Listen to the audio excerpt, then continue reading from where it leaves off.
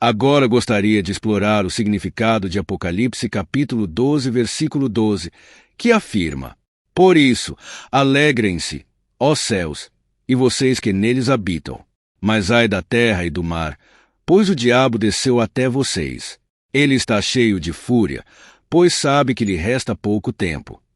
A partir deste versículo, podemos estabelecer que o diabo está nesta terra, pois a Bíblia diz: Ai da terra e do mar, pois o diabo desceu até vocês.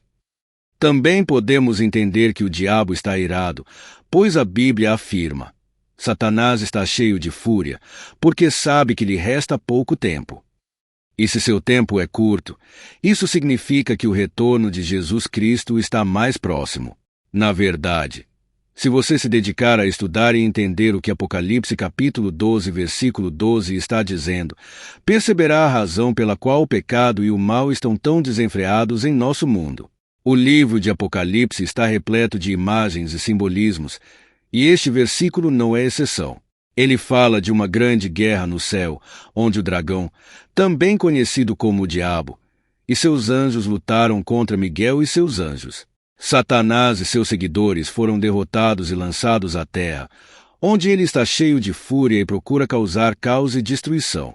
A ilustração que quero usar para explicar essa passagem é a de um leão enjaulado. Imagine um leão em um zoológico, andando de um lado para o outro em sua jaula. O leão é poderoso e perigoso, mas está confinado a um espaço pequeno. As barras da jaula impedem que ele cause danos aos que estão fora. Agora, imagine que a porta da jaula é subitamente aberta e o leão é solto. Ele está cheio de fúria e corre descontrolado, atacando tudo em seu caminho. Isso é semelhante ao que está acontecendo com Satanás. Ele estava confinado ao reino espiritual, mas foi solto para vagar pela terra. Ele está cheio de fúria e procura atacar e destruir tudo em seu caminho. A Bíblia diz em 1 Pedro capítulo 5, versículo 8, Estejam alertas e vigiem. O diabo, o inimigo de vocês, anda ao redor como leão, rugindo e procurando a quem devorar. Mas por que Satanás está tão determinado a causar destruição?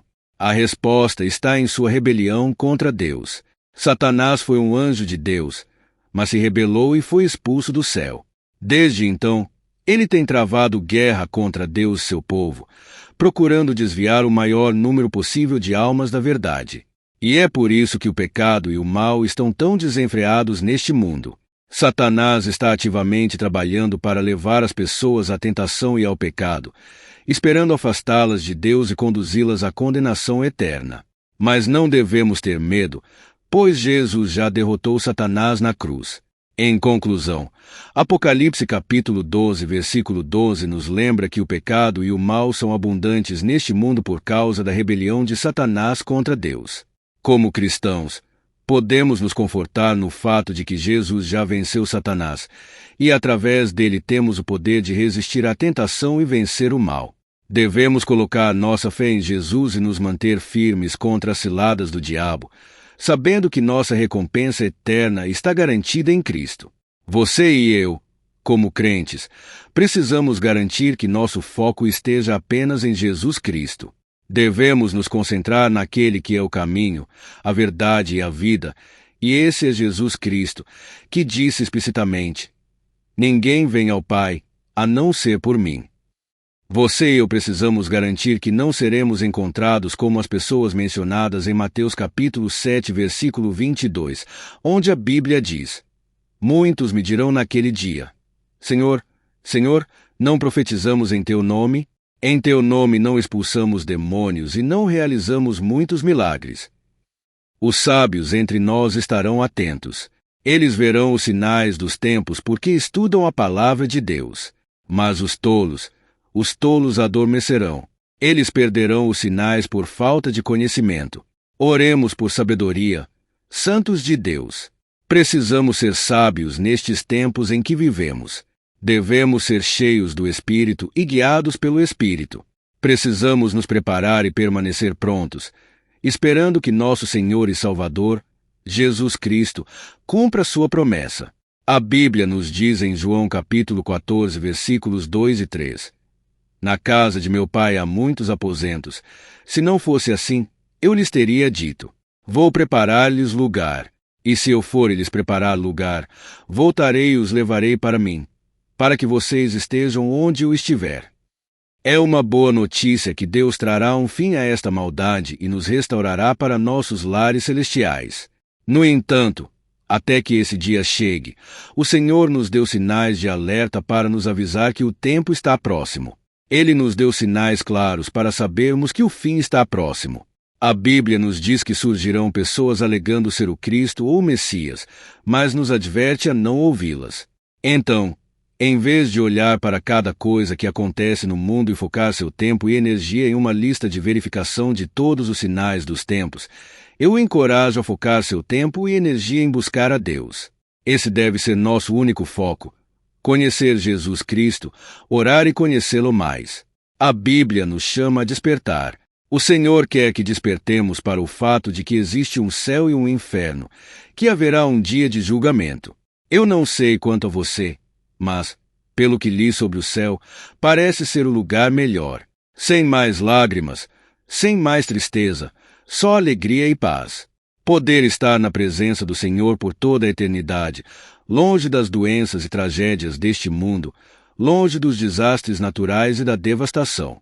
Eu o encorajo a focar seu tempo em ter um relacionamento correto com Jesus Cristo, para que, quando estivermos diante dele, possamos ouvir as palavras: muito bem, servo bom e fiel.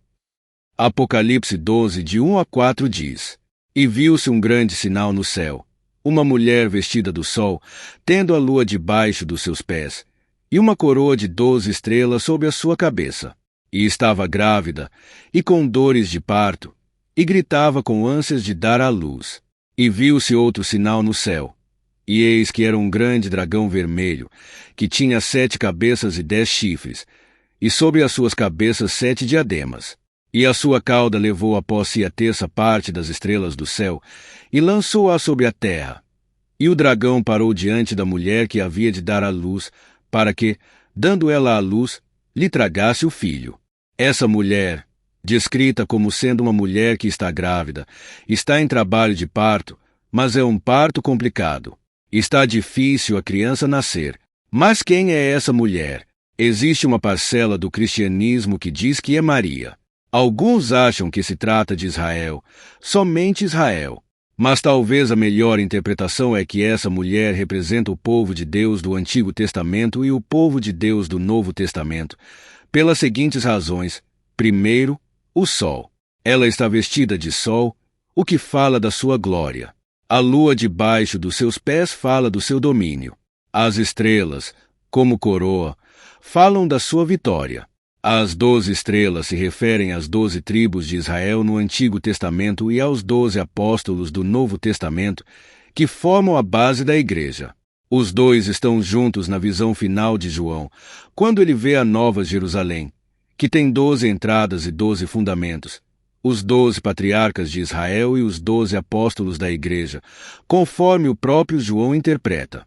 O que temos, então, é figuradamente o povo de Deus, porque é do povo de Deus que o Messias vem, da semente santa daquela linhagem que começa lá no Jardim do Éden.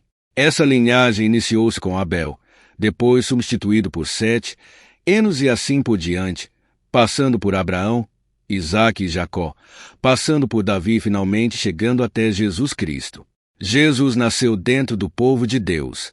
Então, a mulher aqui é todo o povo de Deus, desde o Jardim do Éden, tanto Israel no Antigo Testamento como a Igreja no Novo Testamento. A sua gravidez dolorosa se refere aos sofrimentos pelos quais a semente santa passou durante todo o período do Antigo Testamento, preparando-se para a chegada do Messias, daquele que havia sido prometido. Os mártires do Antigo Testamento, a perseguição que Israel sofreu no Antigo Testamento, a tentativa de Faraó de escravizar o povo de Deus, a luta dos povos inimigos para destruir a semente santa e a tentativa de Herodes, quando mandou matar as crianças de 2 anos de idade para baixo na região da Judéia, tudo isso é representado aqui de maneira figurada, com as dores de parto da mulher querendo dar à luz seu filho. A segunda coisa que João vê aqui é um dragão, nos versículos 3 e 4, que sem dúvida representa o diabo, Satanás. Seu aspecto está descrito no versículo 3. Ele é grande, ele é poderoso, ele é feroz. Os diademas que ele tem na cabeça representam o poder e a autoridade que ele tem sobre este mundo, e os chifres representam o grande poder destruidor que ele possui. Eu estou interpretando os símbolos de acordo com o resto do livro de Apocalipse. Esse dragão tem um exército. O versículo 4 diz que com a cauda ele arrasta 1/3 parte das estrelas do céu. Os intérpretes variam nas suas interpretações a respeito disso, mas a referência mais provável é a queda dos anjos juntamente com o diabo, na teologia cristã clássica tradicional. Quando Satanás cai do seu estado original, ele, na verdade, não era Satanás até então. Quando esse anjo poderoso cai, ele traz na sua rebelião uma parte dos anjos, que são os demônios. Eles são referidos nos evangelhos como os demônios que possuem as pessoas. Jesus expulsou vários deles. Nas cartas, eles são referidos como principados e potestades, dominadores deste mundo tenebroso, hostes espirituais da maldade nos lugares celestiais. O diabo é o acusador, o inimigo da nossa fé. Então, de onde eles vieram? Os intérpretes entendem que houve, de fato, um momento histórico em que o diabo, esse anjo, caiu e com ele levou uma parte dos anjos. Talvez seja isso que 2 Pedro capítulo 2, versículo 4, se refira. Deus não poupou os anjos quando pecaram, mas lançou-os no inferno e os entregou a abismos de escuridão, reservando-os para o juízo. E Judas, no versículo 6, diz: E aos anjos que não guardaram o seu estado original, mas abandonaram o seu próprio domicílio, ele tem guardado sob trevas, em algemas eternas, para o dia do grande juízo. Essas passagens afirmam e confirmam a interpretação de que esse dragão, com a cauda arrastando as estrelas, 1/3 delas, significa a queda de Satanás juntamente com seus anjos. É interessante que no versículo 7, logo em seguida, é dito: Houve peleja no céu. Miguel e seus anjos pelejaram contra o dragão. Também pelejaram o dragão e seus anjos. De onde vêm esses anjos? A resposta está nos versículos anteriores. São as estrelas que caíram juntamente com Satanás. A intenção do dragão está muito clara no versículo 4. Ele se detém diante da mulher, que está grávida e sofrendo com dores de parto. O dragão chega diante dela e fica observando, esperando, como um animal pronto para dar o bote. O alvo dele é devorar a criança assim que ela nascer. Desde que Deus disse que viria um descendente, essa tem sido a atitude do dragão. Lá no jardim do Éden, quando a serpente enganou os nossos pais, Deus amaldiçoou a serpente e disse que colocaria inimizade entre a semente da mulher e a descendência da serpente, e que a semente da mulher esmagaria a cabeça da serpente. Gênesis 3,15. Desde que a serpente ouviu isso, e a serpente aqui é esse anjo caído, esse querubim amaldiçoado, o diabo, o inimigo de Deus e da igreja, toda a história da humanidade é de Satanás à espreita, como um animal esperando para dar o bote. Cada pessoa dentro de Israel, da linhagem santa, que parecia ser ou ter condições de ser o Messias, ele atacou e usou de todos os recursos. O rei do Egito, Faraó, como já mencionado, mandou matar todos os meninos hebreus como escrito no livro de Êxodo. É o dragão na expectativa de destruir a semente santa. E vários outros episódios no Antigo Testamento mostram o dragão na expectativa. E agora, no Novo Testamento, ele ouve falar de uma virgem que ficou grávida. Então ele usa Herodes, que manda matar todas as crianças de 2 anos para baixo na região da Judéia, causando grande clamor e consternação. Mas ele não obteve o resultado que queria. No versículo 5, está escrito que a mulher deu à luz a um varão, um homem, qualificado como aquele que vai reger as nações com vara de ferro.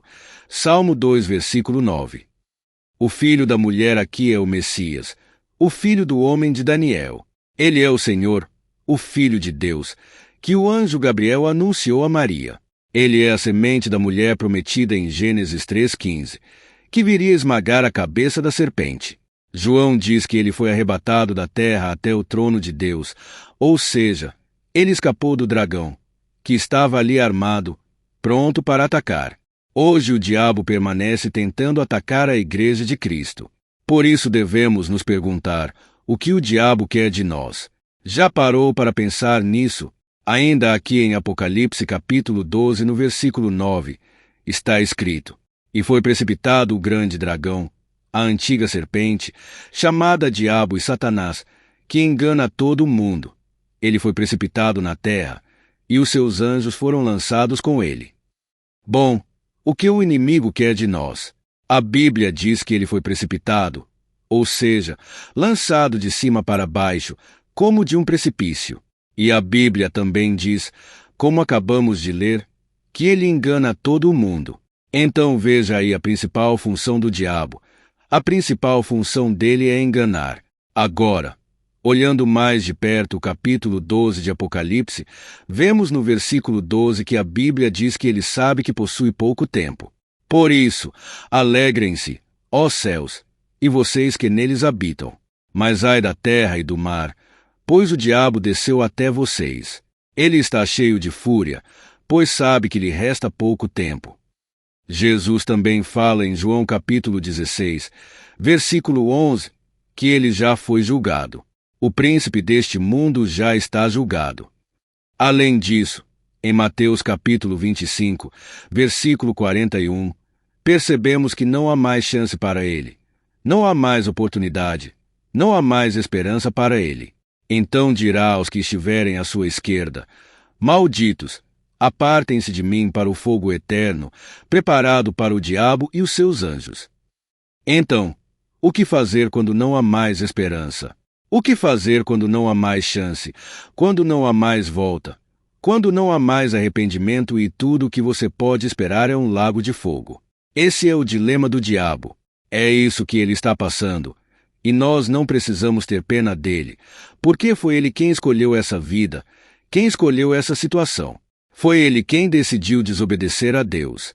Ele tinha tudo no céu, mas não valorizou o que tinha. Ele era amado por Deus, mas desprezou esse amor, e agora Deus é o seu pior pesadelo. Se pararmos para analisar essa situação em que o diabo se encontra, conhecemos pessoas assim. Alguém que parece estar em uma situação parecida com a do diabo, no sentido de que parece que está tudo perdido, que não há mais chance, não há mais esperança, não há mais volta. Alguém que tinha tudo, mas desobedeceu a Deus e perdeu tudo. Alguém que tinha valor, mas agora parece que não tem mais valor nenhum. Infelizmente, muitos homens e mulheres estão nessa situação, semelhantes ao diabo, longe de Deus, afastados de Deus. Um dia tiveram tudo, e hoje não tem mais nada. A diferença é que, para nós, ainda há esperança. Glória a Deus! Por exemplo, a Bíblia diz em Jó capítulo 14, versículo 7, porque há esperança para a árvore que, se for cortada, ainda se renovará, e não cessarão os seus rebentos. Então, há esperança para nós, há esperança para mim e para você, algo que para o inimigo já não existe mais.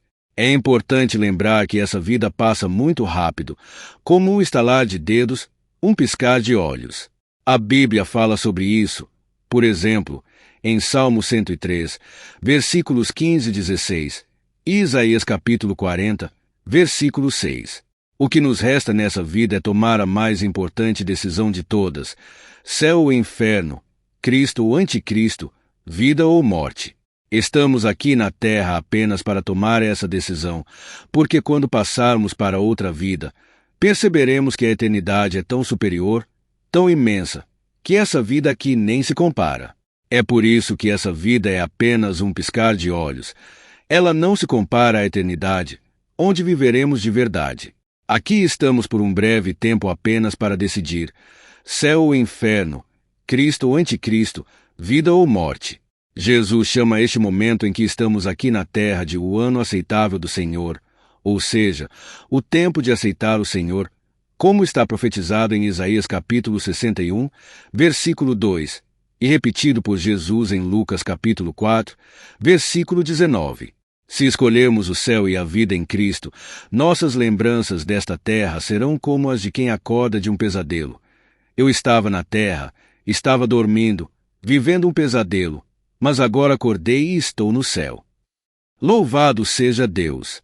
Porém, se escolhermos o inferno, a morte e o anticristo, lembraremos desta terra como um sonho impossível, um momento em que tivemos todas as oportunidades, mas não as aproveitamos. A Bíblia diz em João capítulo 3, versículo 19, esta é a causa da condenação. A luz veio ao mundo, mas os homens amaram mais as trevas do que a luz, porque suas obras eram más. Deus não vai condená-lo pelo que está fazendo agora, mas a condenação principal será por rejeitar a Cristo, o Filho de Deus. Agora, a pergunta: o que Satanás quer diante de tudo isso que estamos conversando?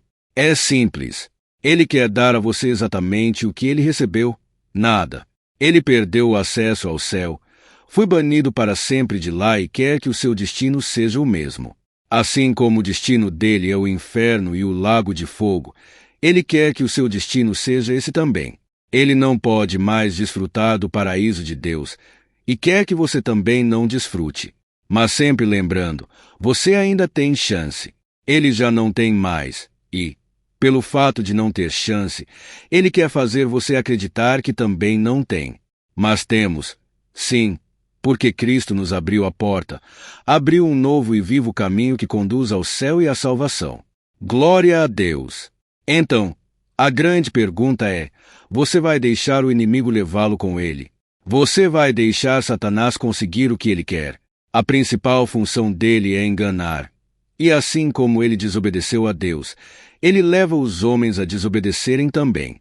O que o colocou nessa situação foi a desobediência, e é por isso que ele quer que você desobedeça a Deus dia após dia.